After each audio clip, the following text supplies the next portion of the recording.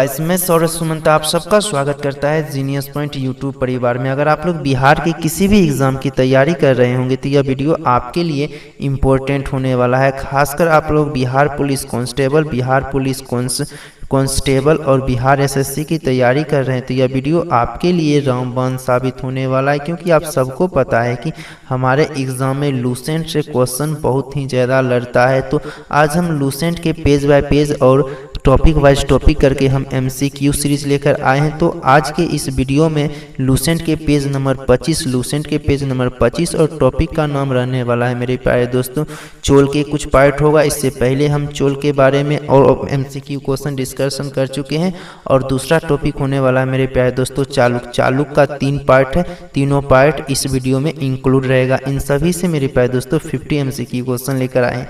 ये 50 MCQ question ऐसे हैं जो किसी न किसी एग्जाम में पूछा गया है, चाहे वो बिहार का कोई सा एग्जाम हो या फिर अदर स्टेट का कोई सा एग्जाम हो, उसमें पूछा गया क्वेश्चन हम लेकर आए हैं। तो चलिए बिना विलंब किए हुए आज का वीडियो स्टार्ट करते हैं। और स्टार्ट करने से पहले एक छोटा सा इन्फॉर्मेशन है आपको दे देते हैं। अगर आप लोगों को इस क्लास का PDF चाहिए तो आपके लिए हम PDF किस प्रकार से डाउनलोड किया जाए इसके लिए हम वीडियो के बीच में हम इंफॉर्मेशन दिए हैं। तो आप लोग इस वीडियो को लास्ट तक देखिएगा जिससे आप PDF डाउनलोड कर सकें। तो चलिए बिना विलंब करते हुए इस वीडियो को स्टार्ट करते हैं। और आज का हमारा पहला क्वेश्चन होने वाला है, चोल काल में केंद्रीय विभाग की ओर से स्थानीय अधिकारियों का निरीक्षण और नियंत्रण करने वाले अधिकारी को क्या कहलाते थे?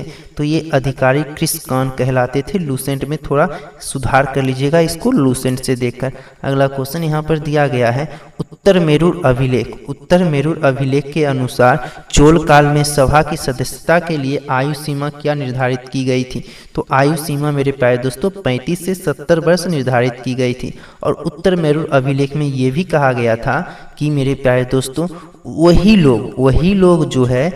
लोग निर्वाचन में भाग ले सकता है, अर्थात वही लोग जो है सभा की सदस्यता ग्रहण कर सकता है जिसके पास भूमि हो और उसका कर देने योग्य भूमि हो। उसके बाद मेरे प्यारे दोस्तों उसके पास घर हो। क्या हो मेरे प्यारे दोस्तों? घर हो। और ये भी कहा गया कि वो जो है अपने खाता जो है अपना खाता और अपने रिश्तेदारों का खाता भी जमा करता हो। और ये भी कहा गया कि वो ईमानदार हो मेरे प्यारे दोस्तों, ईमानदार हो। ये सभी कसौटियां थी। इन सभी कसौटियों पर उतरने के बाद उनको सदस्यता दिया जाता था, सभा का सदस्यता। और इसमें और कुछ था जो आपके लूसेंट बुक में है, उसको देख लीजिएगा अगर हम छोड़ दिए होंगे कुछ तो।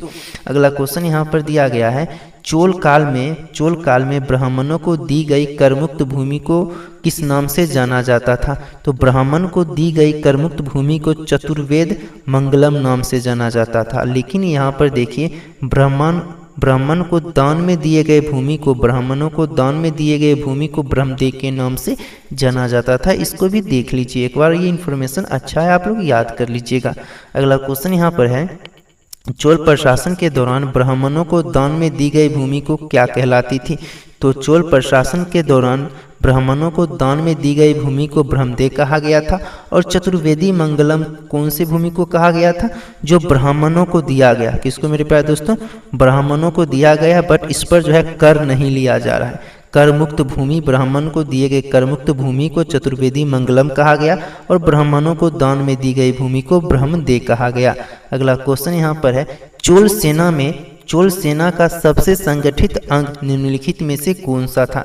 तो चोल सेना में सबसे संगठित अंग मेरे प्यारे दोस्तों पदाती सेना है। और ये क्वेश्चन जो है SSC CGL 2020 में पूछा गया क्वेश्चन है, तो ये थोड़ा इंपॉर्टेंट तो जरूर है मेरे प्यारे दोस्तों। अगला क्वेश्चन यहाँ पर है, चोल काल में कलंजू से क्या तात्पर्य है? तो चोल काल में कलंजू से तात्पर्य है मेरे प्यारे दोस्तों सोने के सिक्के से। सोने के सिक्के को चोल काल में मेरे प्यारे दोस्तों कलंजू कहा जाता था। क्या कहा जाता था मेरे प्यारे दोस्तों? कलंजू। चोल काल में सोने के सिक्के को कलंजू कहा जाता था। और इस क्वेश्चन का आंसर मेरे प्यारे दोस्तों ऑप्शन नंबर A हो जाएगा। अगला क्वेश्चन देखते हैं। यहाँ पर अगला क्वेश्चन दिया गया है, प्रसिद्ध तमिल कवि जैन गोंदर जिसने कलिंग टू पर्णी की रचना की है। किसके दरबारी कवि थे? तो कुलोतुंगा प्रथम के दरबारी कवि थे। इसको आप लोग याद कर लीजिएगा, उतना ज़्यादा इंपॉर्टेंट नहीं है बट इसको याद कर लीजिएगा। और ये क्वेश्चन जो है 66 बीपीएससी के प्री में पूछा गया है, तो ये क्वेश्चन इंपॉर्टेंट हो जाता है। ये क्वेश्चन याद कर लीजिएगा मेरे प्यारे दोस्तों। अगला क्वेश्चन यहाँ पर दिया गया है, तमिल रामायण इरामावतारम की रचना किसने की? तो तमिल रामायण इरामावतारम की रचना मेरे प्यारे दोस्तों कंबन ने किया था।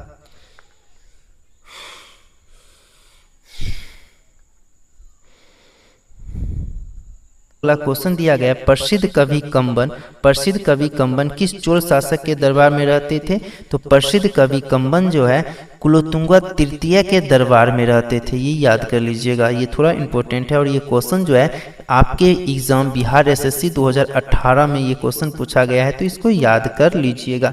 अगला क्वेश्चन यहाँ पर दिया गया है, इतिहासकार पर्सी ब्राउन, इतिहासकार मेरे प्यारे दोस्तों इतिहासकार पर्सी ब्राउन ने किस भारतीय वास्तुकला का निष्कर्ष माना है? तो इतिहासकार एक पर्सी ब्राउन है, उसने जो है भारत के कौन से ऐसे वास्तुकला है जिसको उत्कर्ष माना है? तो उसका सही उत्तर हो जाएगा मेरे प्यारे दोस्तों तंजौर के बृहदेश्वर मंदिर के विमान को इतिहासकार पर्सी ब्राउन ने उत्कृष्ट माना है मेरे प्यारे दोस्तों, सबसे निष्कर्ष यानी सबसे बेहतरीन माना है पर्सी ब्राउन ने। अगला क्वेश्चन यहाँ पर दिया गया है, किस प्रतिमा को चोल कला का सांस्कृतिक सार का निचोड़ कहा जाता है? तो चोल कला के सांस्कृतिक सार का निचोड़ मेरे प्यारे दोस्तों नटराज की प्रतिमा को कहा जाता था। और ये आपसे पूछा जाए कि इससे संबंधित मुद्रा क्या है? तो अभय मुद्रा। अभय मुद्रा जब आपसे पूछा जाए नटराज प्रतिमा की मुद्रा के बारे में, तो डायरेक्ट आप लोग अभय मुद्रा मार दीजिएगा, क्वेश्चन सही हो जाएगा। अगला क्वेश्चन यहाँ पर दिया गया है, चोलकालीन नटराज प्रतिमा में शिव को उनके दाहिने पैर के नीचे किसे दबाते हुए दिखाया गया? पहली बात ये कि भगवान शिव जो है अपना दायां पैर जो है अपस्मार नामक राक्षस के शरीर पर दिया था, और बायां पैर जो है जमीन पर नहीं रखे हुए थे, उठाए हुए थे। ये बात आप लोग याद कर लीजिएगा। और मुद्रा कौन सा होगा? अभय मुद्रा इससे रिलेटेड आप लोग याद कर लीजिएगा। कोई भी पूछे अभय मुद्रा मार दीजिएगा, बहुत ज्यादा चांस है कि क्वेश्चन आपका सही हो जाएगा, नहीं तो पूरा आप लोग याद कर लीजिएगा। अगला क्वेश्चन यहाँ पर है, भारत में शिव को किस कला का अधिष्ठता का देवता माना जाता है? भगवान शिव को मेरे प्यारे दोस्तों नृत्य कला का अधिष्ठता का देवता भगवान शिव को माना जाता है। अगला क्वेश्चन यहाँ पर है, संसार की सबसे उत्कृष्ट कंस प्रतिमाओं में किनकी कंस प्रतिमाएं गिनी जाती हैं? तो जो चोल काल में जो कंस प्रतिमा बनी थी, ये कंस प्रतिमा को संसार के सबसे उत्कृष्ट प्रतिमाओं में गिना जाता है, चोल काल के प्रतिमाओं के। अगला क्वेश्चन यहाँ पर देखिएगा, चोल शासक राजेंद्र प्रथम के गुरु कौन थे? तो चोल शासक के राजेंद्र प्रथम के गुरु मेरे प्यारे दोस्तों ईशान सिंह पंडित हो जाएंगे। ईशान सिंह पंडित मेरे प्यारे दोस्तों राजेंद्र प्रथम एक बहुत ही प्रतापी शासक था, इनके गुरु ईशान सिंह पंडित हो जाएंगे। और ये कौन? शैव संत हुआ करते थे, शैव संत अर्थात ये नैनार टाइप के हुआ करते थे। भगवान शिव की पूजा करने वालों को नैनार कहा गया, ये बात भी याद कर लीजिएगा। और अलवार मेरे प्यारे दोस्तों अलवार जो है भगवान विष्णु की पूजा करने वाले को अलवर कहा गया। अगला क्वेश्चन यहाँ पर दिया गया है, 10वीं सदी में चोल काल का सबसे महत्वपूर्ण बंदरगाह कौन सा था? तो 10वीं सदी में चोल काल का सबसे महत्वपूर्ण बंदरगाह मेरे प्यारे दोस्तों कावेरी पत्तनम हो जाएगा। अगला क्वेश्चन देखते हैं, यहाँ पर दिया गया है, चोल काल में बहुत बड़ा गांव जो इकाई के रूप में शासित किया जाता था क्या कहलाता था? तो चोल काल में जब बहुत बड़ा गांव हो जाता था और उसको एक इकाई के रूप में शासन किया जाता था, तो उसको जो है तनियूर कहा गया। क्या मेरे प्यारे दोस्तों? तनियूर। आप मान लीजिए कोई गांव है, छोटा गांव है तो उसको आसानी से शासन किया जा सकता है, लेकिन बहुत बड़ा गांव है उसमें थोड़ा कॉम्प्लिकेटेड शासन करना है, तो उसको मेरे प्यारे दोस्तों तनियूर कहा गया। बहुत बड़ा गांव जिसको एक इकाई के रूप में शासन किया जाए उसको तनियूर कहा गया, ये याद कर लीजिएगा। अगला क्वेश्चन यहाँ पर दिया गया है, सभा संस्था का विस्तृत वर्णन उपस्थित करने वाला उत्तर मेरू शिलालेख किस चोल शासक से संबंधित है? तो इसका सही उत्तर मेरे प्यारे दोस्तों परांतक प्रथम, जो उत्तर मेरूर एक शिलालेख है। ये शिलालेख का संबंध मेरे प्यारे दोस्तों प्रांतक प्रथम से है। और इसमें मेरे प्यारे दोस्तों सभा और समिति, सभा और संस्था, सभा संस्था के बारे में विस्तृत से इंफॉर्मेशन दिया गया, विस्तृत से जानकारी दिया गया है, खूब व्याख्या किया गया है। प्रांतक प्रथम के उत्तर मेरु शिलालेख में सभा और संस्था के बारे में विस्तृत से बताया गया है। अगला क्वेश्चन यहाँ पर दिया गया है, ये क्वेश्चन यूपीपीएससी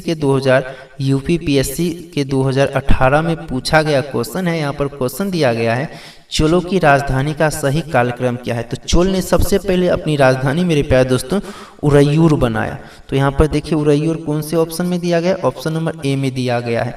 उरैयूर के बाद उन्होंने जो है तंजौर बनाया, उसके बाद जो है गंगईकोंडचोलपुरम बनाया, उसके बाद लास्ट में सबसे अंतिम में मेरे प्यारे दोस्तों चोल ने अपनी अंतिम में राजधानी कांची बनाया। उसके बाद चोल का पतन हो गया। अगला क्वेश्चन यहाँ पर दिया गया है, चोल काल में सड़कों की देखभाल कौन सी समिति करती थी। तो चोल काल में सड़कों की देखभाल मेरे प्यारे दोस्तों बागान समिति किया करती थी। कौन सी समिति, बागान समिति। अगर आपसे पूछा जाए कि चोल काल में सड़कों जो सड़क है उसकी देखभाल कौन किया करती थी, तो बागान समिति। और इसका सही उत्तर हो जाएगा ऑप्शन नंबर डी। अगला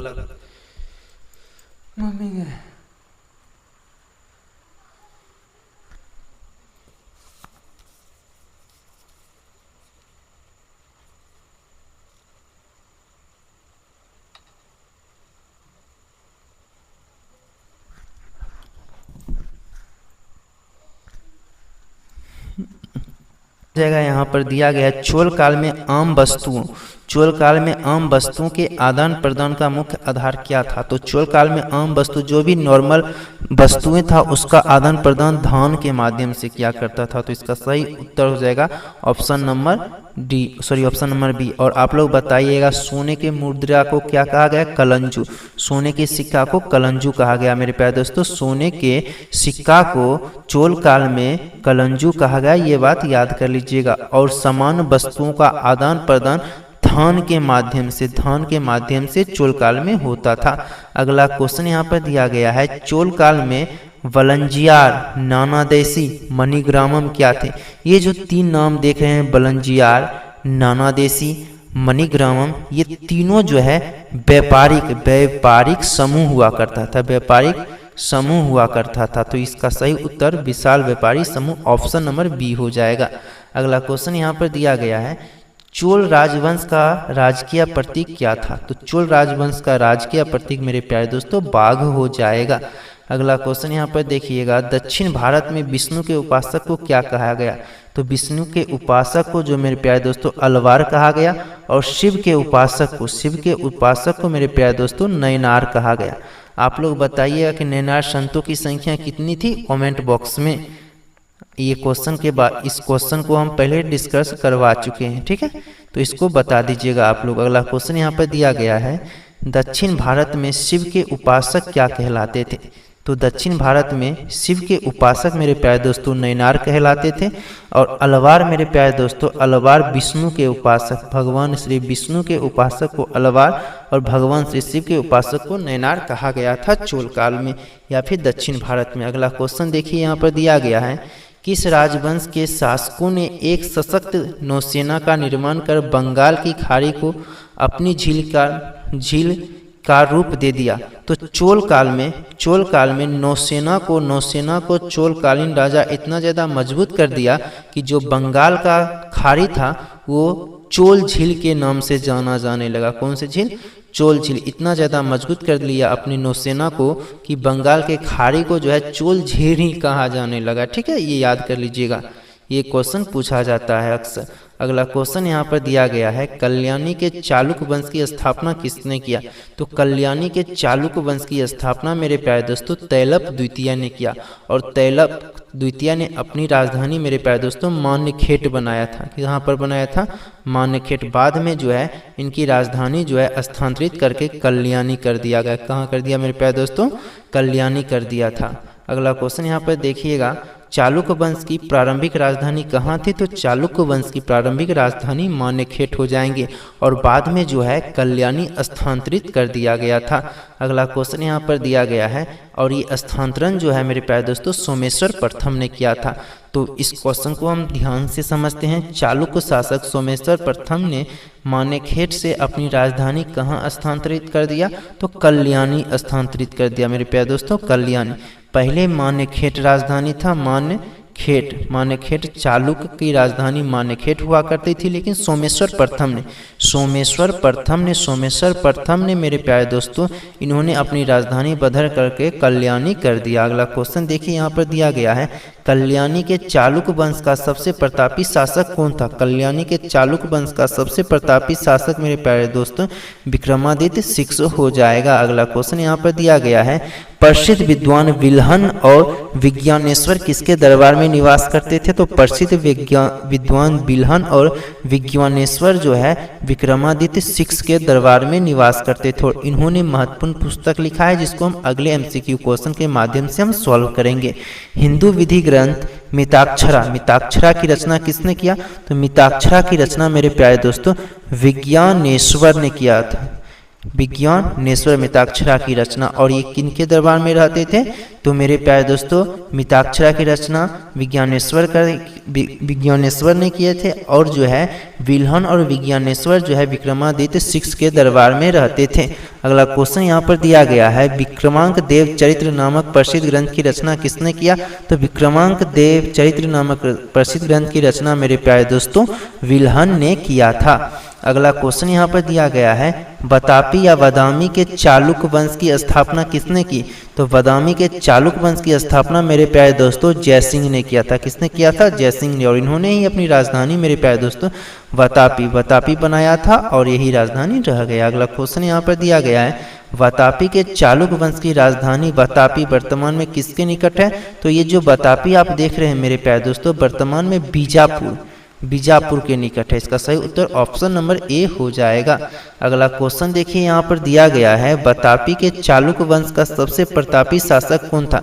तो बतापी के चालुक्य वंश का सबसे शक्तिशाली शासक पुलकेशिन द्वितीय को कहा जाता है। और एक क्वेश्चन और ये याद कर लीजिएगा, अगर आपसे पूछा जाए कि बतापी के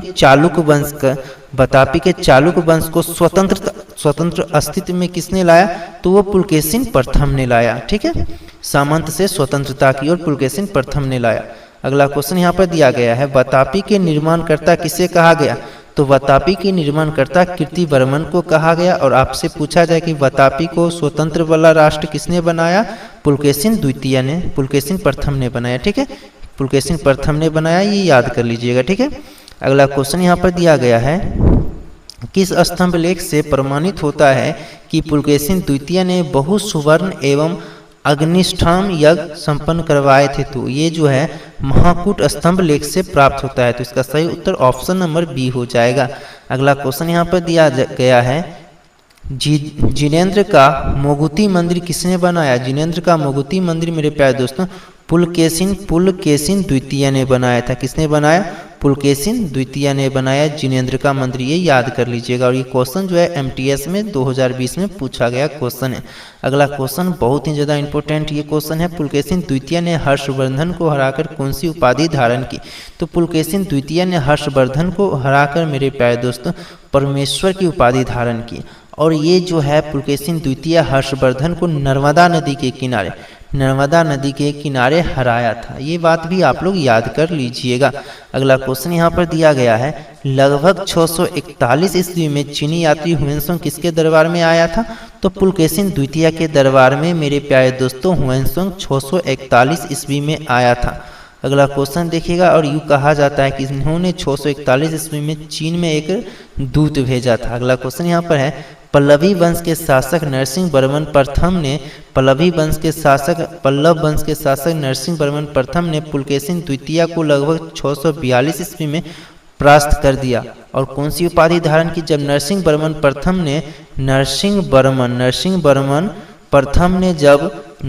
प्रथम ने जब इनको पराजित कर दिया, तो यानी पुलकेशिन द्वितीय को पराजित कर दिया, तो इन्होंने बतापी कोंड का उपाधि धारण किया। अगला क्वेश्चन यहाँ पर देखिएगा, प्रसिद्ध ऐहोल अभिलेख का संबंध किस चालुक शासक से था। एहोल अभिलेख का संबंध कौन से चालुक शासक से, तो पुलकेशिन द्वितीय से हो जाएंगे। अगला क्वेश्चन यहाँ पर देखिएगा, एक क्वेश्चन और आप लोग बताइएगा, हर्षवर्धन कौन से वंश से संबंधित था। कमेंट बॉक्स में कमेंट कीजिएगा। अगला क्वेश्चन यहाँ पर है, पुलकेशिन द्वितीय से संबंधित ऐहोल अभिलेख के लेखक कौन है। तो पुलकेशिन द्वितीय से संबंधित ऐहोल अभिलेख के लेखक मेरे प्यारे दोस्तों रवि कीर्ति हो जाएंगे। आपसे पूछा जाए कि ऐहोल अभिलेख का संबंध किससे है, तो पुलकेशिन द्वितीय से। किससे मेरे प्यारे दोस्तों, पुलकेशिन द्वितीय से। और ऐहोल अभिलेख का रचना किसने किया, तो रवि कीर्ति ने किया।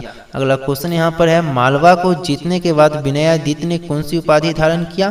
तो मालवा को जब विनयादित्य ने जीत लिया तो उस समय इन्होंने सकलोत्तर पथ का उपाधि धारण किया, सकलोत्तर पथनाथ का उपाधि धारण किया। थोड़ा नाम अटपटांग सा है, याद कर लीजिएगा। और ये 63 बीपीएससी में पूछा गया और जो प्री में पूछा गया क्वेश्चन है। अगला क्वेश्चन यहाँ पर है, किस गुहा चित्र में पुलकेशिन द्वितीय को फारसी दूत मंडल का स्वागत करते हुए दिखाया गया। तो पुलकेशिन द्वितीय को फारसी दूत मंडल का स्वागत करते हुए मेरे प्यारे दोस्तों अजंता की गुफा में दिखाया गया है। ठीक है। अगला क्वेश्चन यहाँ पर दिया गया है, विक्रमादित्य द्वितीय के शासन काल में दक्कन पर किसका आक्रमण हुआ था। तो विक्रमादित्य के शासन काल में दक्कन पर अरबों का आक्रमण हुआ था और अरबों के आक्रमण को असफल कर दिया विक्रमादित्य द्वितीय के भतीजा। ठीक है। और विक्रमादित्य द्वितीय के भतीजा, और उसका नाम क्या है हम आगे ऑब्जेक्टिव में देखने वाले हैं। यहाँ पर देखिए, विक्रमादित्य द्वितीय के शासनकाल में हुए अरब आक्रमण का सफलतापूर्वक मुकाबला किसने किया।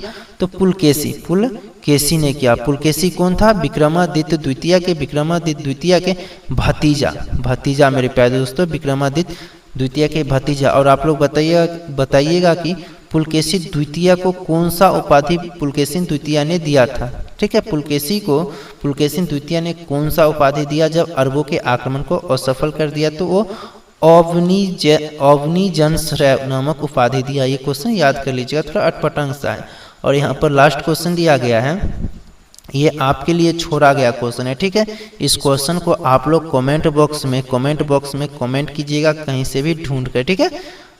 और इसी के यहाँ पर आंसर मेरे प्यारे दोस्तों 47 तक है। और आप लोगों को इस वीडियो को एंड में बता दे रहे मेरे प्यारे दोस्तों, अगर आपको पीडीएफ चाहिए, आपको क्या चाहिए मेरे प्यारे दोस्तों, अगर आपको पीडीएफ चाहिए तो आपको करना क्या है कि प्रोफाइल में, जब आप हमारे प्रोफाइल में जाइएगा तो वहाँ पर आपको टेलीग्राम लिंक दिया गया होगा, या फिर आप लोग कमेंट बॉक्स में जाइएगा तो कमेंट बॉक्स में आप लोगों को टेलीग्राम लिखना है। क्या लिखना है मेरे प्यारे दोस्तों, टेलीग्राम, या फिर आपको लिंक लिखना है। सिर्फ आपको लिंक लिखना है तो आपको जो है लिंक सेंड कर दिया जाएगा। तो इसी के साथ इस वीडियो को एंड करते हैं। जय हिंद मेरे प्यारे दोस्तों। इसी तरह अगले वीडियो में मिलिएगा।